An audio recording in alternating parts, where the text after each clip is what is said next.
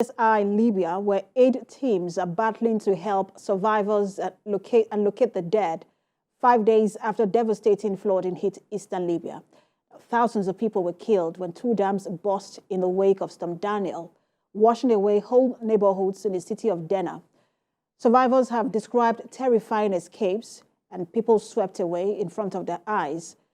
Figures of the number of dead vary from around 6,000 to 11,000, and with thousands still missing. The city's mayor says the total number of dead persons could reach 20,000. There is more in this report. The death toll from the devastating floods that struck Libya's eastern city of Derna has risen to 11,300, while another 11,000 remain missing. This according to the Libyan Red Cross societies, who also revealed that many missing persons were buried under the mud, debris, or washed away to the sea. Recall that on Sunday, a Mediterranean storm landed in eastern Libya, triggering floods and causing extensive damage to infrastructure along its path. Derna's Emergency and Rescue Center has raised a state of emergency in the city to the highest level, and only rescue teams are allowed to enter the city. The international society has been ramping up efforts to provide aid and assistance. The UN Office for the Coordination of Humanitarian Affairs on Thursday issued a flash appeal worth $71.4 million to meet the urgent needs of Libyans suffering from devastating floods. The World Health Organization also announced a $2 million aid from its emergency fund to support the victims of floods.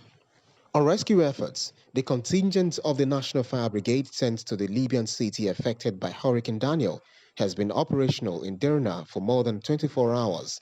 The team of 33 firefighters, including water rescue experts, nuclear operators, technical assistance support team, telecommunications, among others, are working on search and rescue operations along the Wadi Derna River.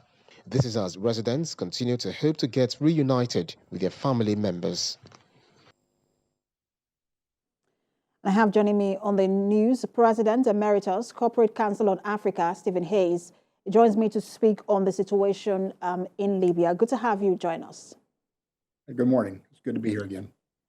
So we're seeing devastation in a way, in an unprecedented manner in Libya from the same storms, Storm Daniel, that hit Greece and Turkey, Bulgaria, and several other countries. Why did this particular storm wreak so much havoc in Libya, much more than other countries? Well, Libya clearly was not prepared for it, and the political situation in Libya now prevents a united approach. But also, in the past, as it turns out, that the dams haven't been maintained since at least 2012. They got a large grant in 2012 to maintain the dams. I think it was $2 to $3 million, and the money simply disappeared. There was no follow-up maintenance. So certainly, a poorly maintained dam had a big effect on it, and on the other side, and frankly, the national government has taken responsibility for that. But on the other side, in the eastern part of Libya, there was no system to warn people. There was no emergency system. And how much do you think? I know you have talked about it as well, but how much do you think that played a role? The division in governance and the crisis we've seen in Libya. How much did that play a role in the devastation we're seeing now? My feeling is it played a huge role. There could have been proper maintenance of the dam, which may have prevented the dams from breaking. Also, there was no cooperation between East and West in Libya. The one positive aspect of this, I suppose, is that it has brought the country together, but I suspect it's going to be a temporary togetherness of sorts before things go back to normal. And the fact is, going back to normal means there is no normal in Libya. And when you look at both governments, none of them are legitimate enough to make big plans. And I'm wondering what impact that would have on rescue and recovery efforts. I don't know. That's going to be difficult to say. The rescue and recovery efforts is probably going to have to be taken by an international team. How much that international team is allowed in under General Hifter on the eastern side, where Derna is another question. I suspect that Hifter will want Russian help on this. I don't know if that will be forthcoming, given all things either. But we understand that the rival governments are cooperating, from a report I saw earlier, to aid the flood victims. But is that something that international community can leverage to at least start some kind of peace agreement? Well, the international community, and particularly the UN and any number of other countries who have their favorite ruler of which one part or another of Libya, certainly will be leveraging this as much as they can. But the fact that they're working together may help build some trust, just enough trust to maybe get talks started again.